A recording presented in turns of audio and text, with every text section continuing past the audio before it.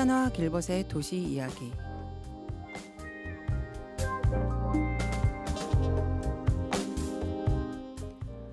오늘은 계엄 그리고 탄핵 이후 이야기로 출발합니다.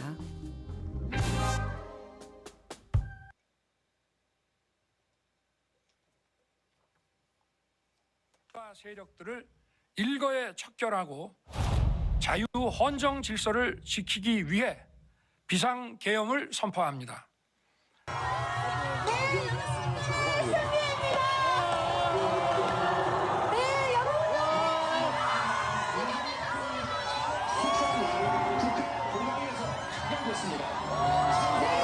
말씀드리겠습니다.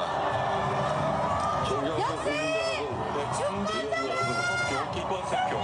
오늘 우리 국회는 대통령 윤석열을 파면한다. 어느 겨울밤, 평소와 다르지 않았던 그날, 그러나 그날은 수많은 사람들의 일상을 깊이 흔들어 놓았습니다. 평온했던 하루는 무너졌고 그 이후의 시간은 마치 끝없이 이어지는 긴 겨울처럼 느껴졌습니다.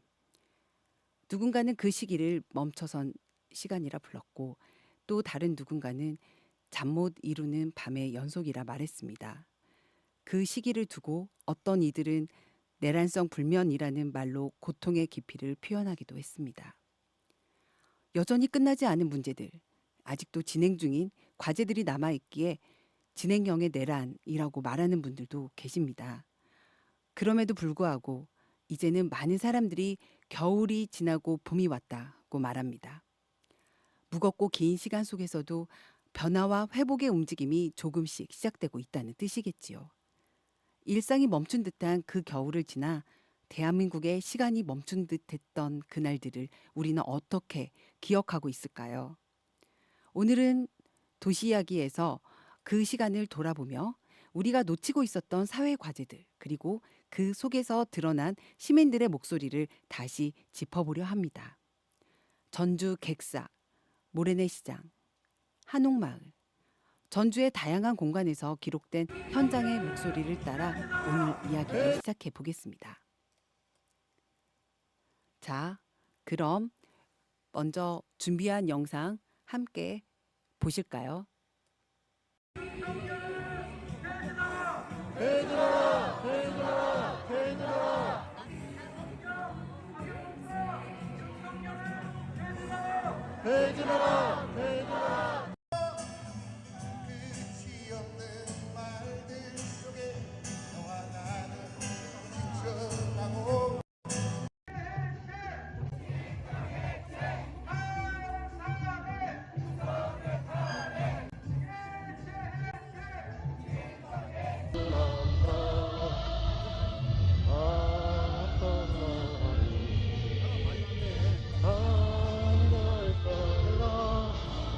저기 앞으로 가요.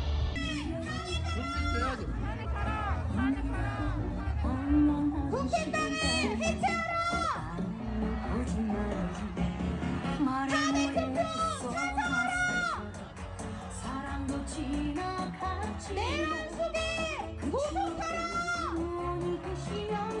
찬송합시다.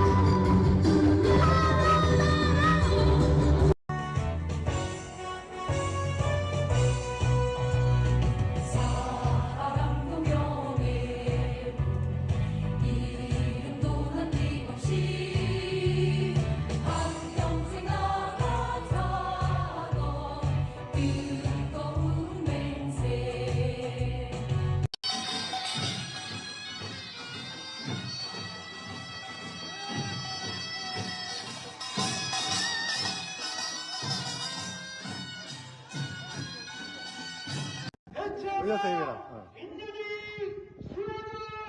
수고! 수고하자, 수고하자, 수고하자. 네. 조기 대선 중요합니다. 대통령 누가 뽑힐 것인가 대단히 중요합니다. 부르겠습니다.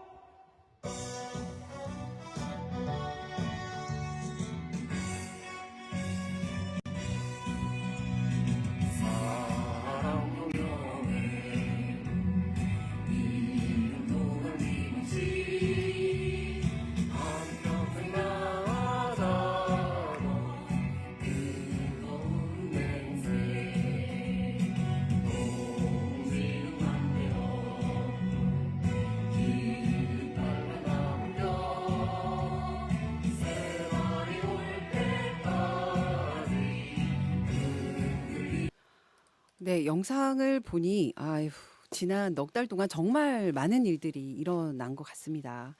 공포와 불안, 또 분노와 환희, 슬픔과 희망이 교차되는 시간들이었죠.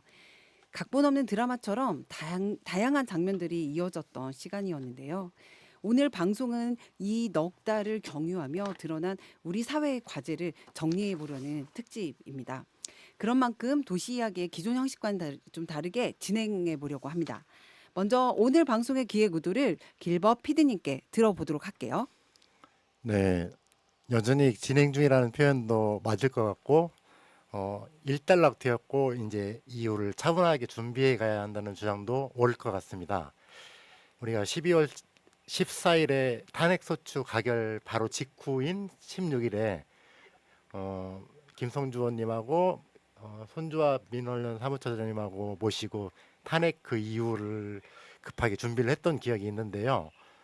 그 당시만 해도 이러저러하게 진행이 되고 조만간 머지않은 시기에 마무리 될 것 같다는 그런 전망 속에서 이제 서로 그런 전망들을 가지기도 했었는데, 근데 그 이후로도 여러 사건들이 펼쳐지면서 이러다 나라가 망하는 거 아니냐 이런 비관적인 이야기가 나오기도 했었죠.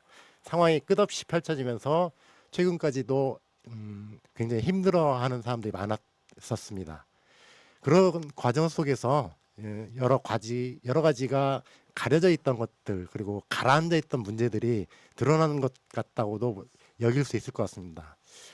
정치나 이제 사회적 과제와 해법 같은 큰 이야기들도 있겠지만 그 과정 속에서 드러난 시민사회에 관한 진단과 고민도 필요하다는 생각이 들었는데요.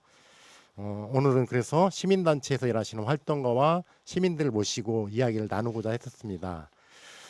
그 과정 속에서 직접 느끼고 또 그 함께했던 시민들 속에서 나왔던 이야기들을 들어보는 그러면서 시민들은 어떤 목소리와 바람들을 가지고 있는지를 유추해본 시간으로 만들어 보면 좋겠다는 생각이 들었습니다.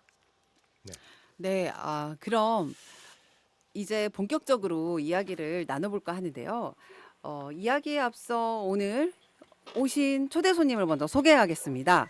먼저 아래로부터의 전북 노동연대 모임의 사무처장이시고요. 강문식 사무처장님, 인사와 소개 부탁드리겠습니다. 네, 안녕하세요. 강문식입니다.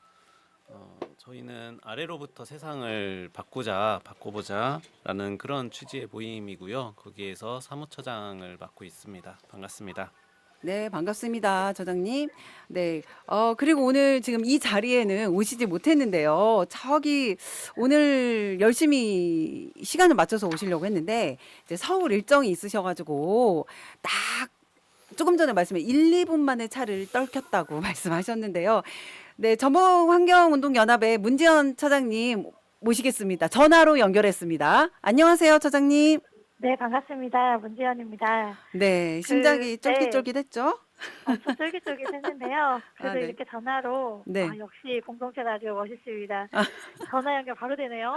그러니까 그래 생각보다 이 음질이 괜찮네요. 괜찮습니까? 네, 제가 좀 괜찮네요. 하고 싶은 말이 있었어요. 네. 그 일상을 온전히 누리지 못했던 지난 4개월이었는데요. 요즘은 토요일에 집회가 없는 삶을 살고 있는 전북환경운동연합의 문지연이라고 합니다. 반갑습니다. 네, 반갑습니다. 이렇게 인사 멘트도 멋있게 준비했는데 전화도 못했으면 어쩔 뻔했습니까? 맞습니다. 아마 울었을 거예요. 네. 처장님 사진도 띄워드렸습니다. 화면에 보시면 네, 나와 사진도 있습니다. 제가 요청드렸어요. 네. 저희 그러면 이제 한 분씩 이제 얘기를 조금 더 구체적으로 들어볼까 하는데요. 저희가 영상으로도 좀 살펴본 것처럼 12월 초에 계엄 선포 이후에 탄핵안 부결과 가결, 구속과 체포, 그리고 4월 4일의 파면까지 정말 숨가쁜 사건들이 연달아 이어졌어요. 이제 이렇게 두 분께 제가 여쭤볼게요. 정말 힘들었을 것 같거든요. 저희 우선 이 현장에 와 계시는 저희 사무처장님께, 둘 다 사무처장님이시군요. 네, 네. 아래로부터의 전북노동연대 너무 긴데 보통 이걸 어떻게 줄여서 얘기하죠? 뭐 전북 노동연대라고 전북 노동연대라고 하나요? 해주시면 네, 됩니다. 강문식 사무처장님. 네, 지나온 넉 달을 돌아보면서 가장 기억에 남는 장면이나 인상 깊었던 순간이 있다면 어떤 것이었는지 좀 들어보고 싶습니다.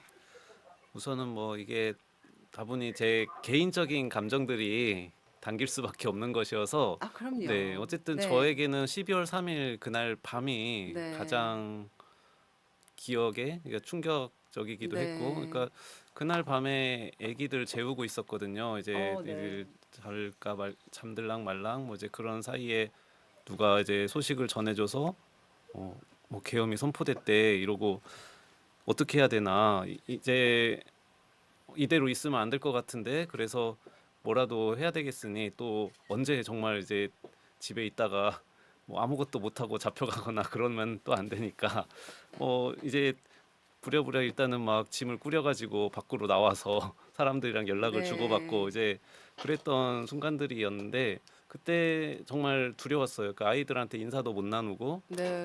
막 나오면서 이제 어쨌든 정말 피할 수 있다면 피하고 싶다라는 마음이 들었었거든요. 네. 저는 아마 그날 밤에 나왔던 다른 많은 분들도 그랬을 거라고 생각하거든요. 그러니까 오히려 우리가 두려웠기 때문에 그 두려움을 이기고 나왔던 그 많은 분들의 그 마음들이 있었기 때문에 우리가 그래도 이 사람을 네. 파면시킬 수 있지 않았을까 그런 생각을 합니다. 그렇죠. 짐 쌀 때 가장 중요하게 챙겨서 나오신 게 무엇이었어요? 저 뭐 그냥 옷만 챙겨서 나왔어요.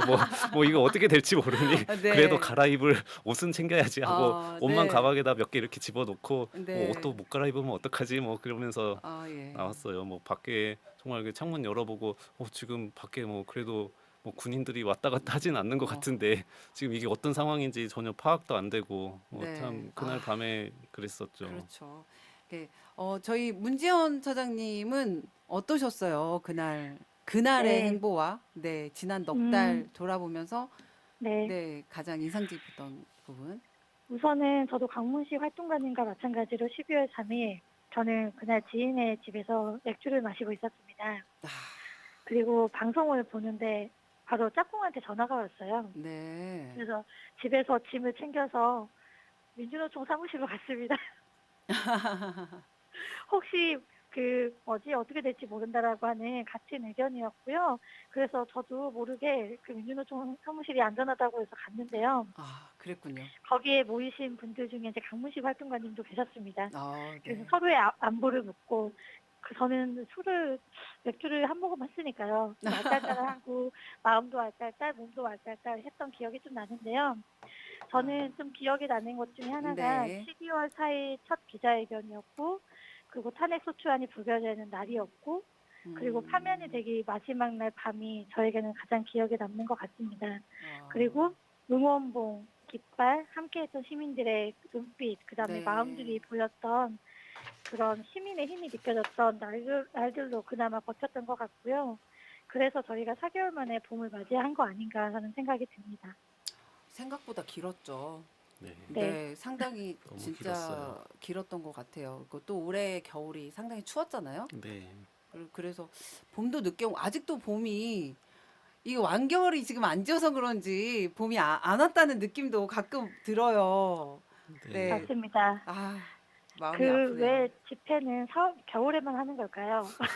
그러게요. 그러니까 이 사람들에게 이 추운 겨울을 이겨내는 힘을 주기 위해서 그럴까요? 그럼 사람들이 더우면 떨어지잖아요. 이렇게 더우니까. 근데 꽁꽁 뭉치잖아요. 네, 꽁꽁 네. 뭉치라고 그러는가 봅니다. 네. 그러니까요. 어, 뭐 이번 과정이 사실 한국에서만의 이러한 사람들의 느낌뿐만이 아니라 외신에서 상당히 매우 주의 깊게 많이 다뤘다고 하더라고요. 그래서 초반에는 계엄이라는 엄혹한 상황에서 평화적 연대와 시민의 힘으로 풀어가는 한국 사회의 역동성, 특히 촛불 이후에 나타나도 촛불도 평화를 상징하는 그런 부분이었으면 그 이후에 응원봉이라고 더 하나의 발전된 모습으로 나왔으면서도 그 응원봉이라고 하는 거를 어떤 저항 문화로 표현했던 창의적인 힘과 뭐 이런 부분들 그런 것들이 같이 높이 평가가 된 것 같아요. 그렇지만 이제 시간이 흐르면서 한국 사회가 심각한 민주주의 위기에 처한 거 아닌가 시간이 생각보다 탄핵에 관련한 게 길어지고요. 그러면서 우려의 시선도 굉장히 많았던 것 같습니다. 근데 그럼에도 불구하고 결국 세계 민주주의의 새로운 지평을 연 등대 같은 사례다라고 하는 평가도 이어졌는데요. 이번에는 우리 사회에서 민주주의에 대해 좀 더 깊이 있는 이야기를 나누면 좋을 것 같습니다. 와, 이번 사태를 통해서 이 한국 민주주의의 가능성과 한계 어떻게 보셨는지, 그리고 앞으로 어떤 방향으로 보완해 나갔으면 좋겠는지 이런 부분에 대해서 네. 우선 어떤 분이 먼저 말씀해 주시겠어요? 네. 준비되신 먼저 얘기하신 분이 먼저 얘기하시면 됩니다. 아, 네네. 네. 그냥 저희 차장님. 먼저, 네, 먼저 둘 다 차장님이니까. 말씀드릴게요. 예. 네. 강문식 차장님. 네. 저는 계속 이번 이제 광장에서 계속 공화국에 대한 이야기를 많이 꺼냈었거든요. 저희는. 네. 그러니까 뭐 다들 목격하셨지만 그 구구 대중운동이 네. 뭐 여전히 이제 소강되지 않았고 아마도 앞으로도 저는 소강되지 않을 거라 더 성장할 가능성이 훨씬 더 높다라고 네. 생각하고 있습니다. 뭐 머지않아 어쩌면 원내 정당이 될 수도 있을 것 같다라는 그런 네. 암울한 전망도 하는데 많은 분들이 아마 그들의 이제 그런 집결을 보면서 뭐 충격을 받기도 하고 놀라기도 하고 그러긴 했지만 이게 하루아침에 이루어진 일은 아니었거든요. 이미 뭐 네. 짧게 보더라도 2016년, 17년 그 무렵부터는 이미 상당히 세력화되어 왔고 근데 이 이야기를 꺼내는 건 결국 그들이 어떤 배경, 무엇을 먹고 그렇게 성장해 왔는가에 대해서 우리가 네. 네, 좀 성찰이 필요하다는 건데 저는 그 지점에서 이제 민주주의와 그러니까 우리가 이제 우리 헌법은 민주공화국이라고 이야기하는데 민주주의하고 공화주의는 서로 이렇게 꼭 같은 개념은 아니거든요. 그러니까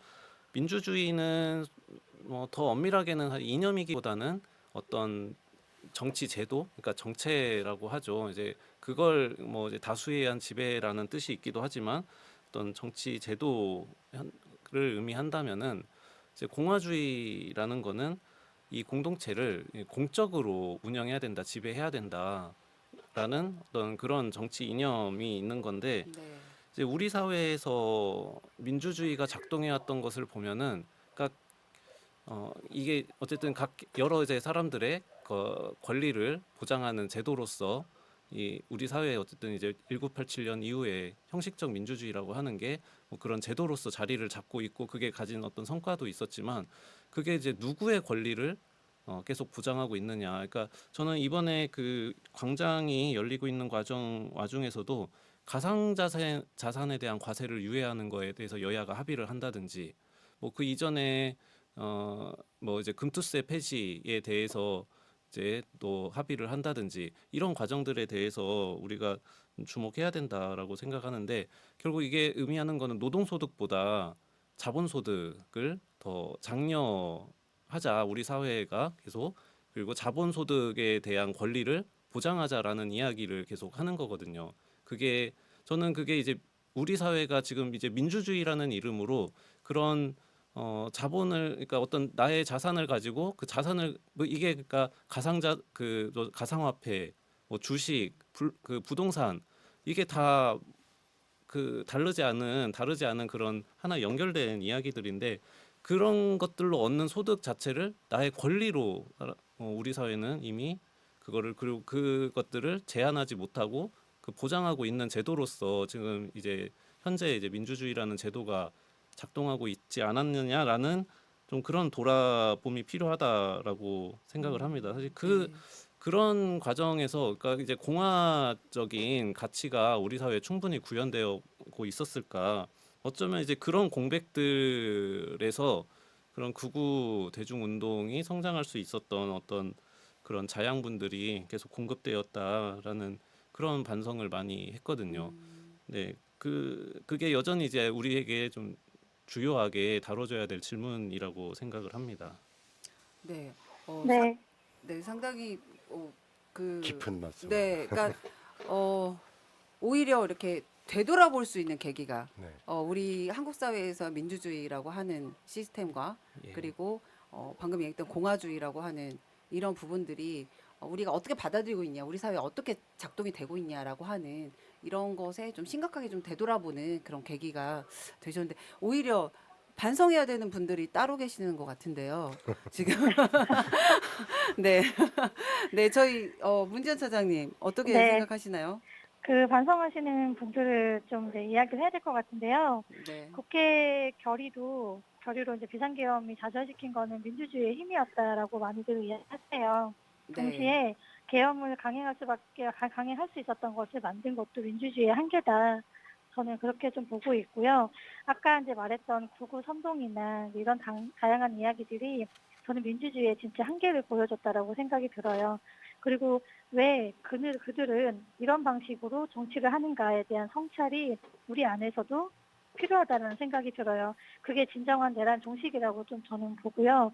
이번에 그런 진정한 내란 종식이나 이런 거를 갖지 못하면 또다시 이런 일은 분명히 반복될 거다라는 생각이 좀 듭니다. 시민이 투표할 때 주권자라고 말을 하죠. 근데 주권자가 민주공화국의 권력임을 저희는 12.3에서 봤습니다. 밤에. 그리고 거리에서 광장에서 증명을 했던 것 같은데요. 윤석열 내란 세력이 갑자기 뭔가 괴물이 되거나 이 사회의 보수적인 그런 모습들을 갑자기 보여준 거는 아니라고 저도 생각을 하고요.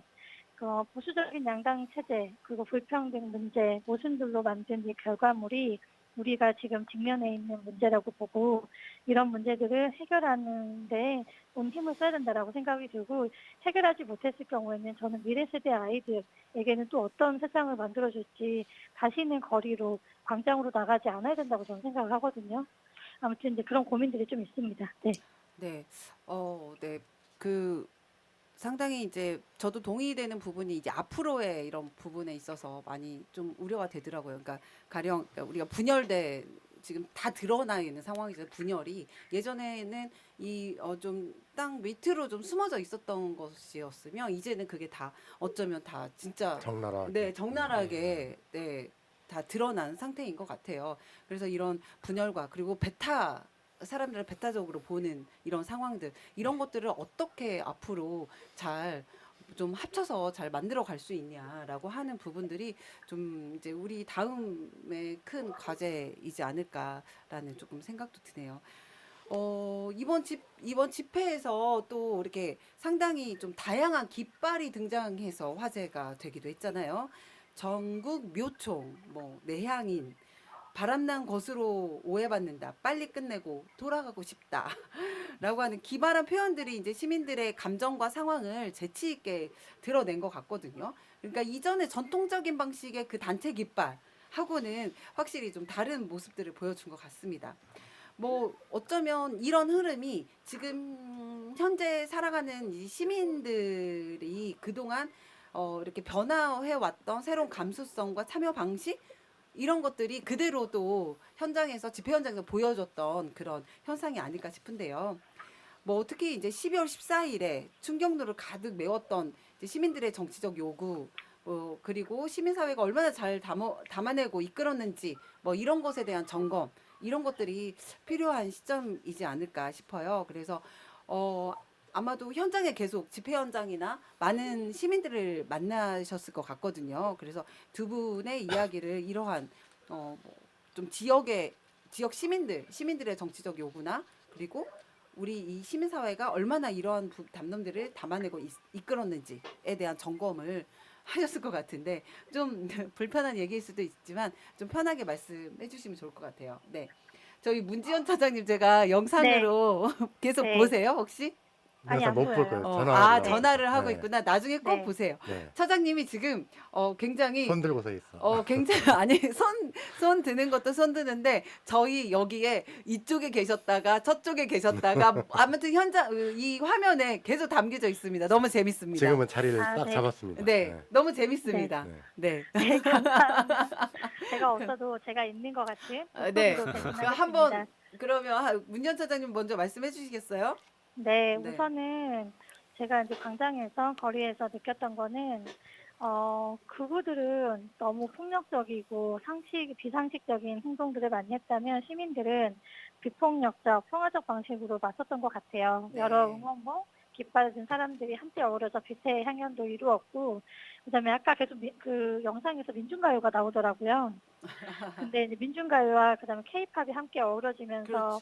터지는 네. 광장은 민주주의로 이제 수호하자라고 하는 시민들도 가득 찼던 것 같아요. 네. 그러면 이제 시민사회단체는 뭘 하고 있느냐 이런 얘기들도 있고, 또 하나는 박근혜 퇴진하고 나서 시민사회단체나 혹은 그 사회 재개혁에 대한 이야기는 공론이 됐을까 했을 때 많이 부족하다라고 하는 성찰 반성은 분명히 있는 것 같습니다.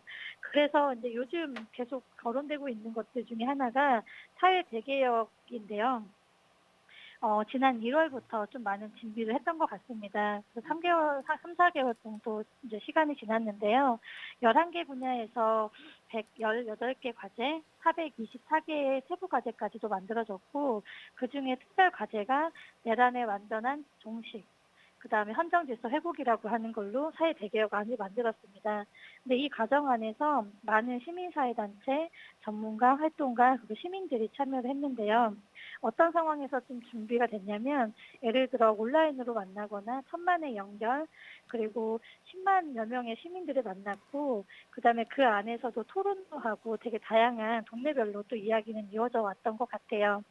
다만 전북에서는 조금 아쉬운 거는 그런 이야기들이 좀 정리되진 않은 것 같고, 네. 그래서 저희의 숙제는 이제 그런 부분들을 어떻게 더 많이 만들어내고 이야기 나눌 것인가에 대한 고민이 또 있고요. 그 11가지 과제를 들어보면 진짜 우리가 시민들이 다 말하는 얘기예요. 단어는 연결성이 없을지 몰라도 들어보면 좀 다들 공감하실 거라고 생각하는데요.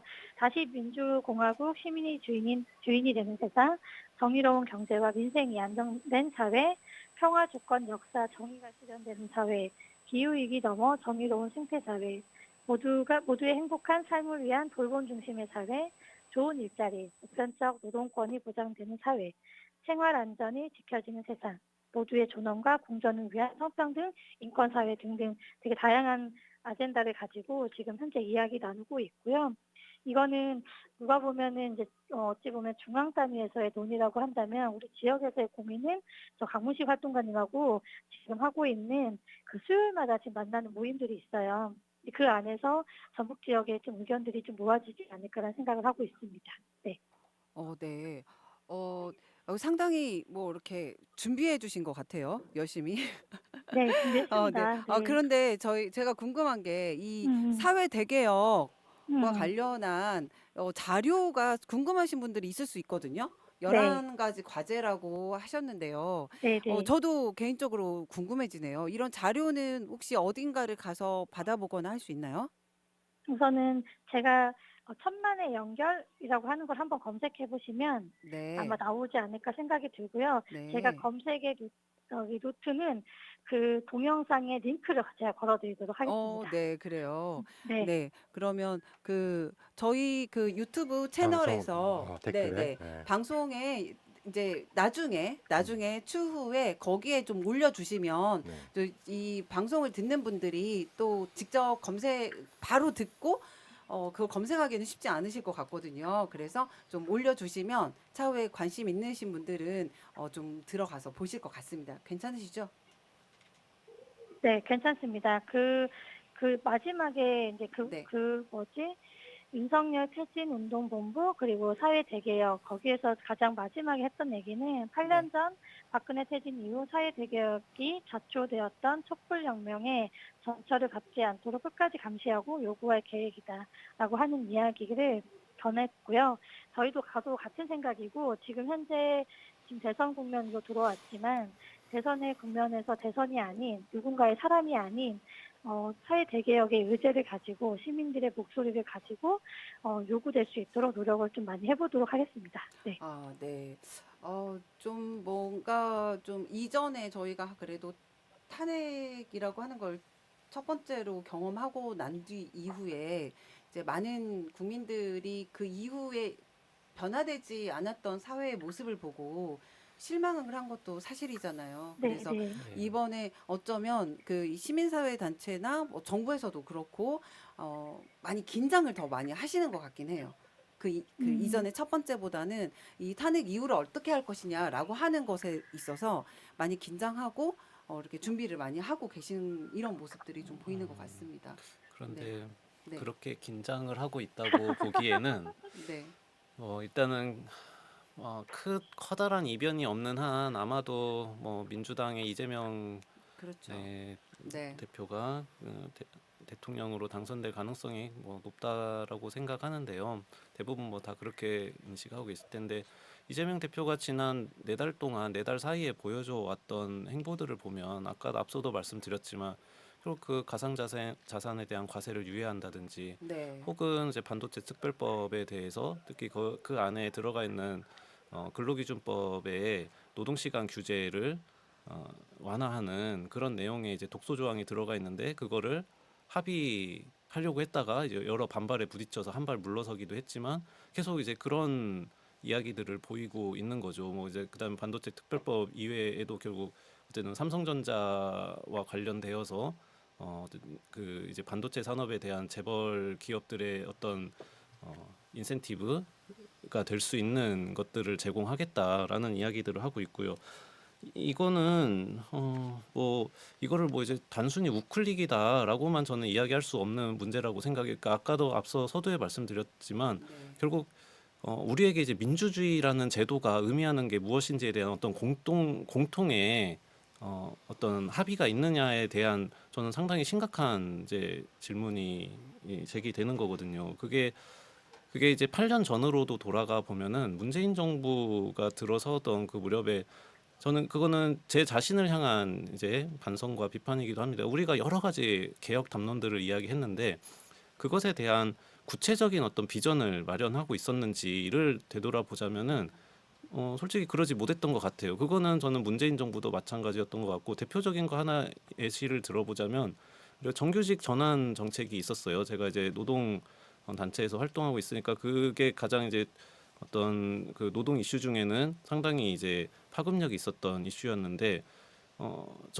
그 취지 자체가 잘못되거나 그러지는 않았습니다. 그런데 만약에 정규직 그 비정규직으로 일하는 분들을 정규직으로 전환하기 이전에 했어야 되는 게 뭐냐면 이게 비정규직으로 들어오는 공공기관에서 비정규직으로 들어오는 입구 자체를 막았어야 되는 거거든요. 그러지 않고 입구는 열어놓은 상태에서 기존에 일하고 있던 비정규직 노동자들을 정규직으로 전환한다라는 거는 그 다음에 그 정규직으로 일하고 있는 분들의 어떤 임금이나 뭐 노동 조건들이 우리 사회에서 상당히 이제 많은 분들이 이제 받아들이기에 그러니까 어떤 입사 시험 그러니까 그 어떤 공직에 이제 진출하게 되는 어떤 그 시험들을 통과하고 나면은 일종의 이제 지대 수익 같은 게 그렇죠. 보장이 되는 거죠. 그렇죠. 그런 것들이 그대로 있는 상태에서 비정규직을 그냥 정규직으로 전환한다라는 이제 그런 프레임이 됐을 때 그게 잘 수용이 안 되는 거죠. 저는 그러니까 두 가지가 먼저 오히려 뭐 이게 선호의 문제가 아니라 어쩌면 같이 논의가 됐어야 될 문제들인데 비정규직은 계속 저희가 뭐 우리 지역만 보더라도 도청에 비정규직 정규직 전환했는데요. 그 2년 지나고 나서 한번 조사를 해봤더니 기간제 노동자들이 그 전환하기 전보다 더 늘어났었어요.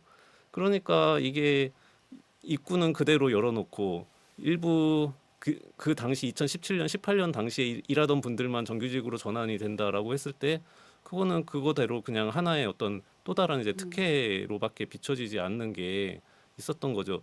물론 이제 그 제도가 그런 이제 정책이 제기되었던 배경이나 이런 것들에 대해서 우리 사회가 상당히 이제 많은 공감이 있고 했지만 그 구체적인 실현 방법에 대해서 경로에 대해서 우리는 충분히 고민하지 못했던 게 아니었나. 되돌아보자면 이제 구체적인 그런 사례를 보자면 이제 그랬던 거고 나머지 여러 가지 영역에서도 저는 뭐 비슷한 사례들이 계속 반복이 됐었다라고 생각을 합니다. 뭐 그 중에 또 하나는 뭐 예를 들면 검찰 개혁에 대한 뭐 이야기들도 있을 수도 있을 것 같고요. 그래서 지금 대단히 그 점이 걱정됩니다. 그러니까 5년 뒤 우리 사회의 어떤 안전을 우리가 지금 보장받을 수 있을까에 대해서 대단히 그 부분이 걱정이 돼요. 네. 얘기를 들으니까 참 노래 한 곡을 듣고 가야겠네요. 왠지 이렇게 저희 그 문지연 처장님이 좀 발랄한 노래를 이렇게 선곡해 주셨는데요. 네. 네. 어떤 데이식스의 어떤 노래죠? 한 페이지가 뭔가요? 네. 맞나요? 한 페이지가 될 수 있게. 될 네. 수 있게. 네. 죄송해요. 아니에요. 너무 그렇게 친근한 모습이죠. 네, 그런 모습을 보여주시면. 네, 우선 이렇게 저희가 또 깊이 있는 얘기를 하다 보니까 잠깐 음악 한 곡 듣고, 네, 다음 이야기를 계속 가도록 하겠습니다. 한 페이지가 될 수 있게.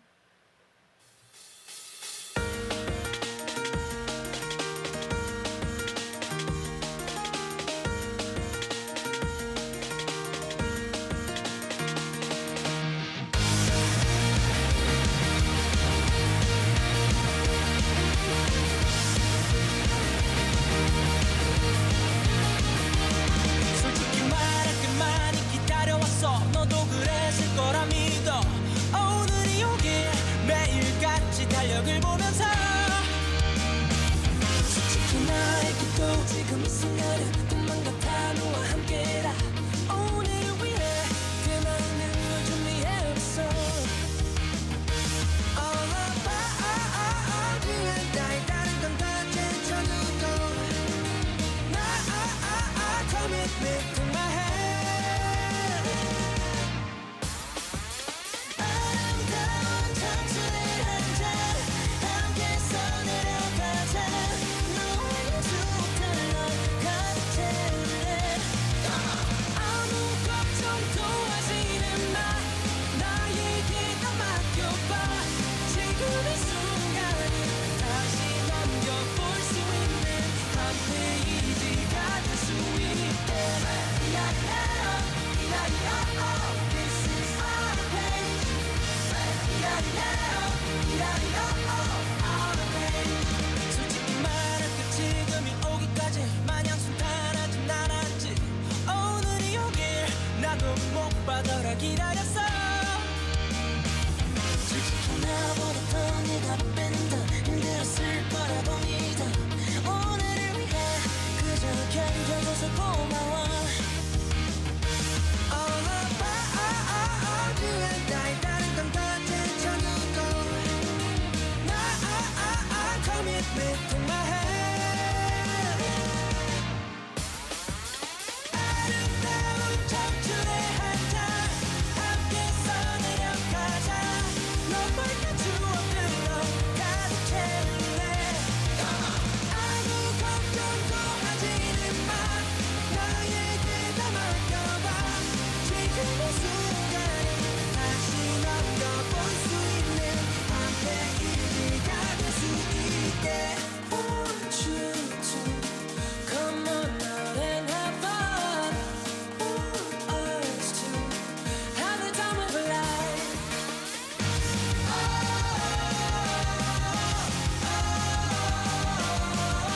너의 추억들로 가득 채울래. 아무 걱정도 하지는 마. 나에게 다 맡겨봐. 지금의 순간을 다시 넘겨볼 수 있는 한 페이지가 될 수 있게. This is our page. Our page.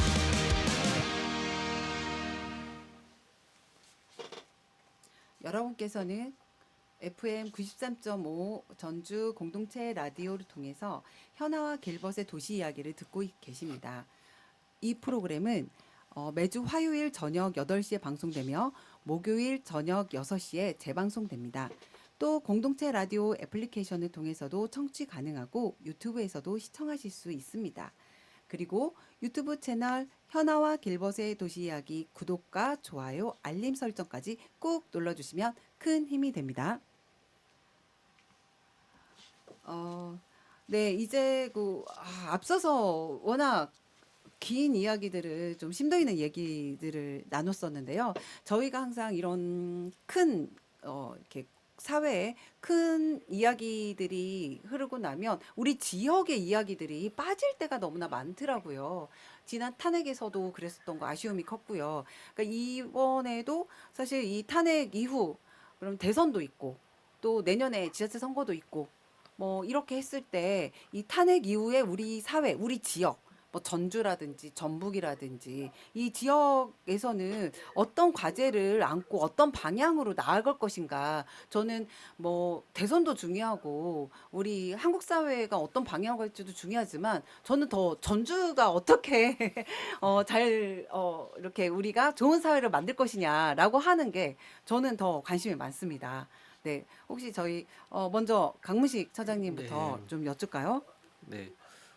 좀 소박하게 이게 뭐 소박한 이야기는 아닐 텐데요. 뭐 어쨌든 좀 가까이에서 출발해 보자면 저는 어쨌든 서로 좀 연결되어 있어야 된다라는 생각을 많이 네. 해봤습니다. 특히 이제 아까 잠깐 뭐 광장에 대한 이야기가 나왔었는데 저는 한편으로 여러 깃발들이 나오고 여러 목소리들이 있고 했지만 그거는 서울도 그랬고요. 우리 지역에서도 보면 광장과 일상이 대단히 좀 거리가 멀었어요. 네, 네, 오히려 네, 네. 네.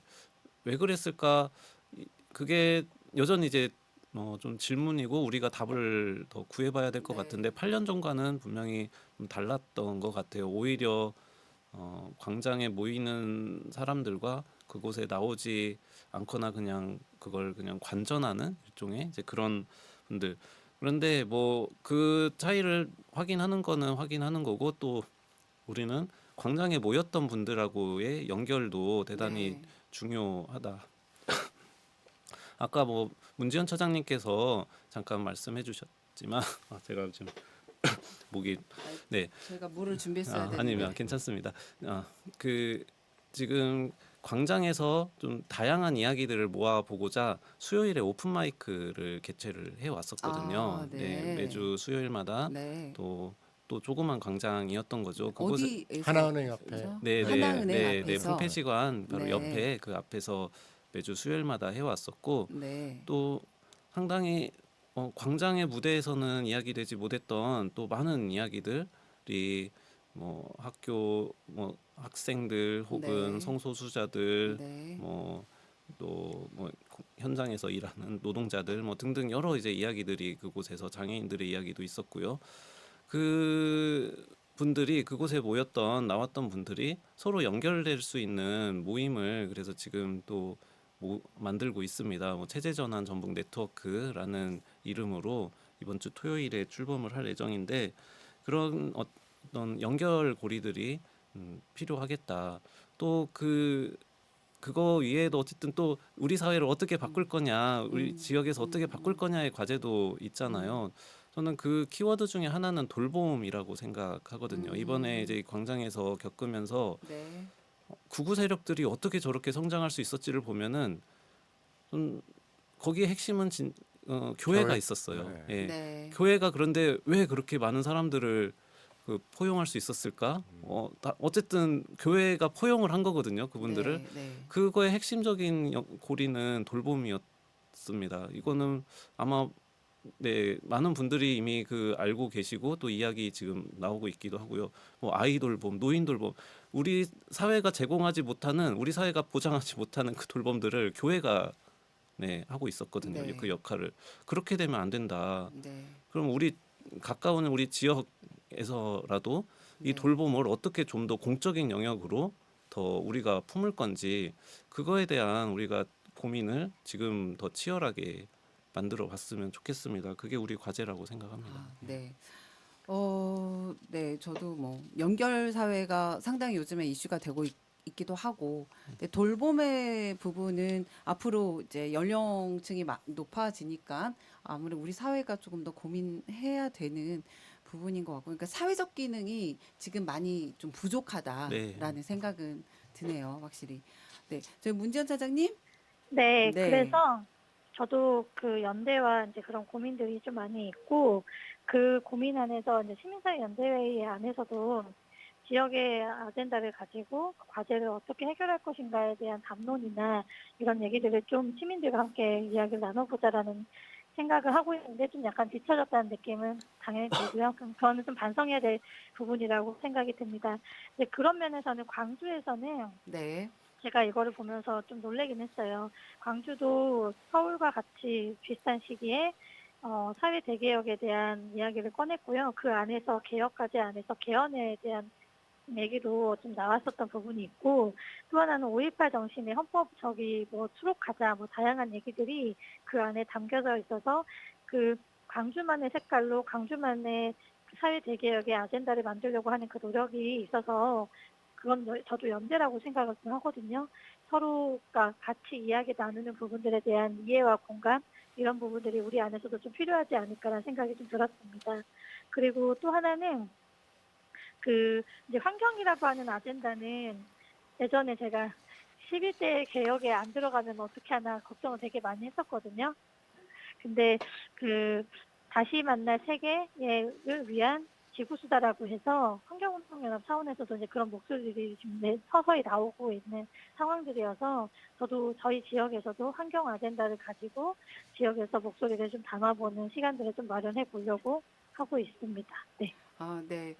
뭐 이런 말씀을 쭉 들으니까 그래도 앞으로의 미래는 좀 더 밝지 않나. 이렇게 열심히 준비해 주시는 분들도 계시고 고민을 한다는 것 자체가 더 좋은 것 같아요. 이제 그런 고민 속에서 우리가 대안을 만들 수 있을 것 같으니까요. 네. 네. 혹시 길버트 PD님 오늘 할 말씀 하실 부분 지금 원래 이렇게 세 분이 나오시기로 했다가 두 분으로 돼서 오늘 많은 얘기를 할 것 같았었는데요. 시간이 이제 두 분으로도 충분히 네, 네. 이야기가 돼서 뭔가 하고 싶은 얘기가 있으실 수도 있을 것 같아요. 그 누구보다도 열심히 집회에 참여하시고 마지막까지 네. 영상을 지금 다 만드시고 하셨잖아요. 네. 네.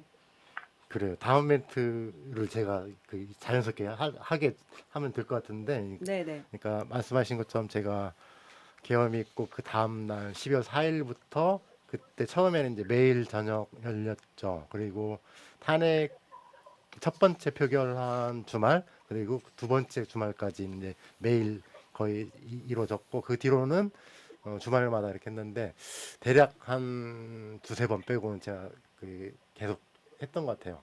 그러니까 뭐 어떤 사명감이라기보다는 이것만큼 내가 해야겠다는 생각 때문에 했는데 그러면서 이제 그 지금 전화 연결하시는 문지연 처장님은 제 불평을 많이 받으셨을 텐데, 그러니까 뭐였냐면 굳이 광장에서 그 목소리를 어떤 우리가 익숙한 사람들한테 의해서 그 지배적으로 이렇게 하지 말고 보다 좀 보편적인 사람들의 목소리를 좀 분출하게끔 하고 하는 게 좀 필요하지 않겠냐 이런 걸 했었고, 그러니까 그 얘기는 제가 이제 이런 것에 익숙한 사람이지만 저 역시 좀 같이 그 자리에 있기가 좀 뭔가 좀 그 벽 같은 게 존재했다 그 말이었거든요. 그래서 이제 불평도 얘기를 하긴 했었는데 근데 이제 어느 순간 굉장히 길어지면서 자연스럽게 그 분위기가 형성이 된 게 뭐였냐면 마지막에는 그 나와주셔서 진짜 고맙다. 그 전까지는 인사를 안 나누던 사이에 얼굴은 이제 서로 익숙하잖아요. 함께 네. 해줘서 고맙다 이런 자주 마음이 뵈면서. 서로 간에 그 네. 진짜 고맙다는 말씀을 했던 것이고 네. 이를테면 이제 남태령에서거나 여러 가지 키세스도 있었고 했잖아요. 그런 연대 확인이었다고 생각이 들고 네. 비록 생각과 결이 조금씩은 다르지만 그 마음 하나는 같았다. 네. 그 모든 걸 이겨낸 힘에는 연대 힘이 좀 소중했다 이런 생각이 좀 들었습니다. 네. 그 말씀을 이 자리를 위해서 네. 한번 네, 감사합니다. 네. 저희 이렇게 오늘 이제 거의 마무리 이제 하면서요. 그 나온 소감 한 짧게 한 1분씩 정도 네. 좀 들을까 하거든요. 네. 저희 처장님부터 좀 들어볼까요? 문전 처장님. 네. 네, 오늘 지금 어디에 카페이세요? 카페인데요. 아이고, 다행히 조용하네요. 손님이 안 계셔서. 아, 손님이 없어서 죄송하네요. 참 그 카페 네네. 사장님께는. 그런데 네, 네. 저희한테는 다행이었네요. 네, 위치가 너무 좋았습니다. 아, 네. 네. 참, 저는 집회하면서 네. 발언자분 중에 한 분의 발언이 너무 가슴에 와닿아서 아, 네네. 발언으로 마무리 한번 네. 해볼까 하는데요. 네네. 우리는 윤석열을 체포하고 선거를 치르고 나면 다시 평화로운 일상으로 돌아갈 수 있을까요? 우리의 그 일상은 정말 아무런 문제가 없나요? 이제 여러분은 그럴 수 없습니다. 우리가 연결되어 있다는 걸 알아버렸으니까요. 옆에 있는 농민이 먹고 사는 문제가 내 문제가 됐고, 노동자의 존엄하게 일할 권리가 내 문제가 됐고, 딥페이크와 성차별이 내 문제가 됐습니다. 그리고 성소수자에 대한 차별을 마주할 때 저를 떠올리게 되실 겁니다. 우리가 스쳐 지나가는 2시간짜리 인연이 아니길 바랍니다. 농민 곁에 함께 서주세요. 장애인 곁에 함께 서주실 거죠? 여성의 곁에 함께 서주실 거죠? 성소수자 곁에 서주실 거죠? 이 얘기가 마지막이었거든요. 제가 파면 전날에 네. 이런 얘기를 했던 그 활동가분을 만나고 음. 되게 가슴이 좀 먹먹했던 기억이 좀 네. 납니다. 찡하네요. 우리는 연대의 힘으로 네. 함께 사회 대기업을 이루길 네. 좀 바라봅니다. 네. 그렇죠. 이런 연대의 힘을 느끼면 그 뒤로는 다시 안 돌아가죠. 네. 우리 앞으로만 갈 뿐 뒤로는 가지 네. 않습니다. 네. 네. 저희 강무식 차장님 오늘 네. 어떠셨어요? 이렇게 나오셨는데. 아, 네. 이런 이야기들을 할 수 있는 자리를 기회를 주셔서 저는 너무 감사했고요. 저는 마지막에 제가 요즘 종종 하는 이야기인데요. 무방비 도시라는 옛날 영화가 있습니다. 이탈리아의 레지스탕스를 다룬 영화인데요. 흑백 영화예요. 거기에 이제 레지스탕스가 비밀 경찰한테 잡혀가지고 고문받기 이제 직전에 수감되어 있는 상황에서 장면이 나오거든요. 그 옆에 같이 갇혀있던 신부가 아무것도 말하면 안 되네라고 말할 때 그 레지스탕스는 대단히 이제 두려워하면서 떨고 있으면서 그렇게 말을 합니다. 나는 아무것도 말하지 않을 겁니다. 왜냐하면 나는 영웅이 아니라 인간입니다. 라고 이야기를 하거든요. 그러니까 저는 아까 이제 처음에 시작할 때 이야기했듯이 두려웠고요. 그다음에 많은 네. 분들이 아마 두려웠을 건데요. 두렵기 때문에 우리는 또 연대하는 것이라고 생각을 합니다. 그러니까 두렵기 때문에 사실 그것을 두려움에도 그거를 감수하고 나오는 사람들이 있는 거고 그렇기 때문에 또 연대가 가능한 거라고 생각을 해요. 저는 나는 영웅이 아니라 인간이다라는 그 말을 많은 분들과 함께 나누고 싶었습니다. 아, 네. 오늘 이런 이야기를 듣다 보니까 저도 이 사회에서 혼자만 있는 게 아니라 내가 연대하고 있구나라는 느낌이 이렇게 물씬 들었어요. 두 분 말씀 들으면서 앞으로 그런 연대의 힘을 믿고 많은 사람들, 농민 곁에서 성소수자 곁에서 장애인 곁에서 우리가 함께하면 정말 좋겠다는 생각이 듭니다. 그리고 네. 원래 문지연 처장님도 네. 도시 이야기를 좀 나와서 말씀해주기로 했었는데 네. 상황이 계속 꼬여가지고 못했거든요. 근데 네. 이제 네. 앞으로는 도시 이야기로 한번 다시 모셔보겠습니다. 네. 그러실 네, 거죠? 알겠습니다. 네. 좋습니다. 우리 강 처장님도 노동 얘기나 여러 가지 네. 의제로 한번 모실 수 있으면 좋겠습니다. 네, 네. 고맙습니다. 이렇게 좋은 얘기를 하다 보니까요. 네. 그동안 저희가 댓글이 없어서 커피 쿠폰이 계속 남았었거든요. 그런데 오늘 드디어 저희 이칸도님. 댓글 이칸도님께서 댓글을 남겨주셨습니다. 제가 읽어드리겠습니다. 그래서 화면 구성이 달라졌네요. 현아님과 길버님이 함께 앉아 계시고 안정적으로 보입니다. 파이팅. 감사합니다. 이렇게 평소에도 계속 관심을 가지셔서 네, 계속 저희가 몰입해주세요. 화면 구성이 바뀌었다는 것도 이야기를 전달해 주셨네요. 이관두 회원님 선생님께는 저희 길번님이 따로 연락을 드려서 커피 전달하겠습니다. 쿠폰이 저희 쿠폰 몇 장이죠? 많이 쌓여있습니다. 네. 5장인가. 5장 다 드리나요? 아니요, 그건 아니고. 일단, 그건 아니에요? 아니 그거 뭐 이제 말씀을 못 하세요. 나중에 그 이벤트 좀 크게 해서 한 분한테 몰아주기로. 네. 그래도 두 장? 네, 네, 네, 두 장. 이칸도님 감사합니다. 네, 저희 댓글을 이렇게 남겨주시니까 저희가 이렇게 너무 기분이 좋았었어요. 또 한 분 듣고 있었어요. 그래요? 전국 자전거 도로 저도 듣고 있었습니다. 그래요. 네. 그러면 두 분께 네, 오늘 그렇게요. 네, 네. 두 장씩. 네. 네. 네. 네. 두 장씩 해서 오늘 네, 두 분께 갑니다. 드디어 너무 좋아요. 커피 쿠폰 드디어 드릴 수가 있어요. 네. 두 분 저희 문전 차장님과 네, 그 강문식 네, 차장님 두 분 다 오늘 이렇게 나와 주셔서 감사합니다. 이렇게 해서 이제 마무리를 할까 싶네요. 네. 네. 길고도 깊은 겨울을 지나 우리 사회는 이제 조금씩 봄을 맞이하고 있습니다. 하지만 오늘 방송을 통해 다시 돌아본 지난 넉 달은 단순히 지나간 시간이 아니라 우리 사회가 무엇을 잃었고 무엇을 다시 회복하려 하는지 묻게 만든 시간이었습니다. 계엄 선포부터 대통령 파면까지 그 과정에서 시민들이 보여준 연대와 목소리는 민주주의가 단지 제도나 헌법 조문이 아니라 시민의 실천과 감각 속에 살아 숨쉰다는 사실을 증명해 주었습니다. 거리로 나온 사람들, 말 없는 손 팻말, 응원봉으로 밝힌 광장, 그리고 수많은 깃발과 표정 속에는 이 사회를 더 나은 방향으로 바꾸고자 했던 지극히 평범한 이웃들의 절실한 바람이 담겨 있었습니다. 그 모든 장면은 결국 도시와 공동체가 민주주의를 품어낼 수 있는 공간이자 조건이 되어야 한다는 사실을 다시금 일깨워 주었습니다. 오늘 도시 이야기는 우리 사회 전체를 함께 돌아보는 시간이었다면 다음 주부터는 이제 다시 전주라는 도시 그 속의 삶과 문화, 사람들의 이야기로 돌아옵니다. 오늘 귀한 말씀 나눠주신 문전 차장님과 강무식 사무차장님께 깊은 감사를 드리고요. 함께 청취해주신 여러분께도 따뜻한 인사 전합니다. 우리가 지나온 시간의 의미를 놓치지 않기 바라며 김동률의 동행을 들으며 오늘 방송 마칩니다. 여러분 고맙습니다.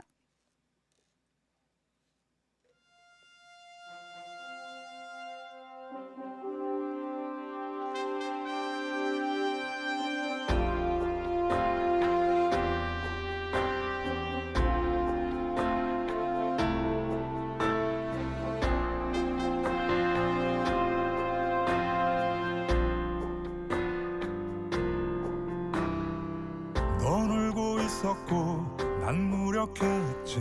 슬픔을 보듬기에 내가 너무 작아서 그런 널 바라보며 내가 할 수 있던 건 함께 울어주기. 그걸로 너는 충분하다고 애써 참 고맙다고 내게 말해주지만 억지로 괜찮은 척 웃음 짓는 널 위해 난 뭘 할 수 있을까. 네 앞에 놓여진 세상의 짐을 대신 다 짊어질 수 없을지는 몰라도 둘이서 함께라면 나눌 수가 있을까. 그럴 수 있을까. 꼭 잡은 두 손이 나의 어깨가 네 안의 아픔을 다 덜어내지 못해도 침묵이 부끄러워 부르는 이 노래로 잠시 너를 쉬게 할 수 있다면